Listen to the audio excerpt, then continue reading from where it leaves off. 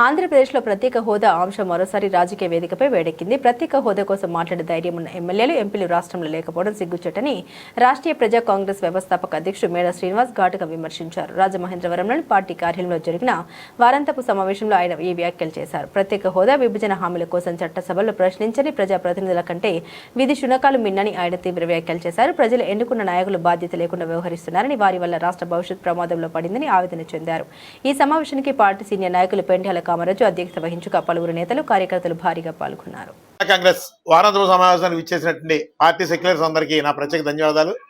ప్రధానంగా ఈరోజు ఆంధ్రప్రదేశ్లో చేతకాని దద్దమ్మలందరూ అసెంబ్లీకి, పార్లమెంట్కి ప్రాతినిధ్యం వహిస్తున్నారు.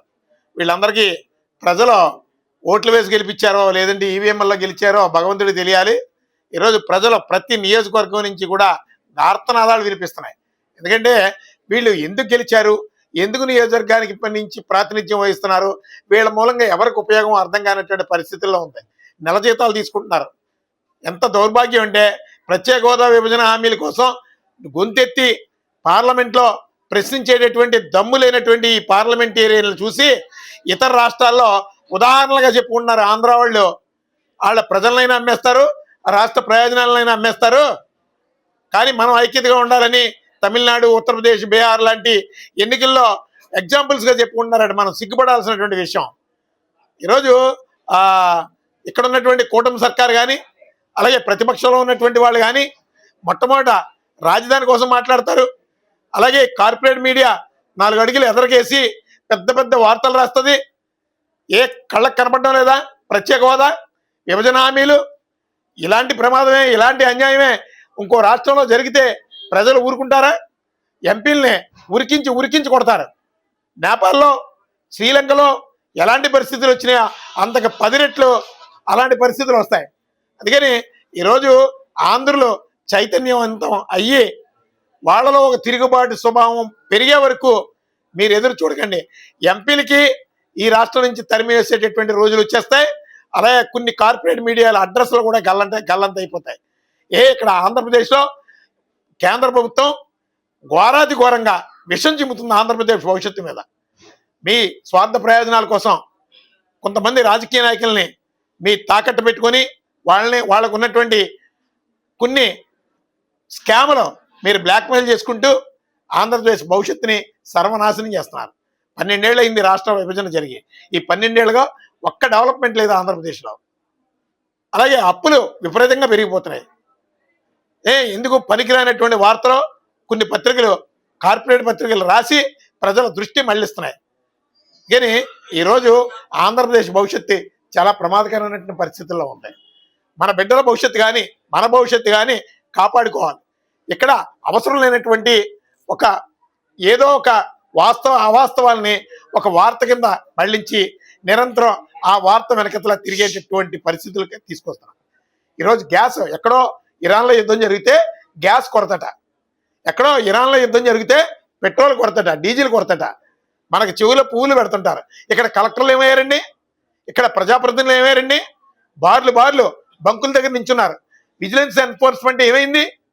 అసలు పెట్రోల్, డీజిల్ ఎక్కడ కొరతుంది? గ్యాస్ ఎక్కడ కొరతుంది? ఆంధ్రప్రదేశ్లో అద్భుతమైనటువంటి నిధులు, నిక్షేపాలు మన కేజీ బేసిన్లో ఉన్నాయి. మన కేజీ బేసిన్ నుంచి యావత్ ప్రపంచ దేశాలు కూడా వెళుతున్నాయి. అలాంటి అద్భుతమైనటువంటి ఖనిజ సంపద కలిగినటువంటి ఈ ఆంధ్ర రాష్ట్రంలో ఈరోజు పెట్రోల్, డీజిల్ కొరతని అబద్ధాలు చెప్తున్నారు. బారులు తీరుతుంటే బంకుల దగ్గర ఎమ్మెల్యేలు, ఎంపీలు చేతకాని దద్దమ్మల్లాగా ఇళ్లలో కూర్చుంటున్నారు. కనీసం ఆ కార్పొరేట్ మీడియా మీకు బాధ్యత లేదా? అసలు క్రూడ్ ఆయిల్ ఎక్కడ కొరతుంది, గ్యాస్ ఎక్కడ కొరతుంది అని ప్రశ్నించేటటువంటి ఒక్క నాయకుడు లేడు. కానీ ప్రజల్లో చైతన్యం రావాలి. ప్రజల భయస్సులు, ప్రజల్లో చైతన్యం అంటే అడిగితే వాళ్ళ మీద అక్రమ కేసులు పెడుతున్నారు. చైతన్యం ఏమి రాదు, ఏదో ఒక రోజు తిరుగుబాటే వస్తుంది. ఆ తిరుగుబాటు ఎలా ఉంటుందంటే ఈ ఎంపీలు ఆంధ్ర రాష్ట్రం నుంచి పారిపోయేటటువంటి పరిస్థితులు వచ్చేస్తాయి. కొన్ని పత్రికలకి అడ్రస్ గల్లంత అయ్యేటటువంటి పరిస్థితి వస్తుంది. ఎందుకంటే ఈరోజు ప్రతి పేదవాడు వెనక వాడి నష్టానికి ఈ కార్పొరేట్ లీడర్స్, కార్పొరేట్ పత్రికలే కారణం. వాళ్ళ సంపదని, వాళ్ళ శ్రమని దోచుకుంటున్నారు. అవసరం లేనటువంటి విషయాల్ని వార్తల కింద చూపిస్తున్నారు. ఇవన్నీ కూడా చాలా ప్రమాదకరమైన పరిస్థితులు. ఆంధ్రప్రదేశ్ గొప్ప సంపన్న రాష్ట్రం, ఒక పెద్ద గని కలిగినటువంటి రాష్ట్రం. ఇక్కడ పేదరికం లేదు.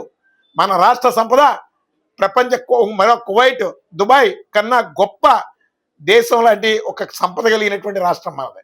అందుకని ప్రజలు ఏదో రోజు మేలుకుంటారు. రాష్ట్రీయ ప్రజా కాంగ్రెస్ పార్టీ ప్రజల్లో ఆ చైతన్యాన్ని తీసుకొస్తుంది. ఖచ్చితంగా గ్రామాల్లో, మండలాల్లో ఈ ప్రధాన రాజకీయ పార్టీల జెండాలు కూకడు వేళ్లతో పీకేసేటటువంటి రోజులు, ఈ ఎంపీలు ఎమ్మెల్యేలు గ్రామాల్లోకి రావడానికి భయపడేటటువంటి పరిస్థితులు వస్తాయని రాష్ట్రీయ ప్రజా కాంగ్రెస్ పార్టీ నుంచి హెచ్చరిస్తున్నాం. అలాగే ఈ కార్పొరేట్ మీడియా వార్తా విధానాలు కూడా మార్చుకోకుండా ఈరోజు చెక్కభజన చేస్తూ అవసరం లేనటువంటి వార్తలు పెద్ద పెద్ద హెడ్డింగ్లు పెట్టి రాసి ప్రజలకు ద్రోహం చేస్తే మీ అడ్రస్లు కూడా గల్లంతయ్యేటటువంటి రోజు వస్తాయని చెప్పి ఆ కార్పొరేట్ మీడియా సంస్థల్ని రాష్ట్రీయ ప్రజా కాంగ్రెస్ పార్టీ నుంచి హెచ్చరిస్తున్నాం.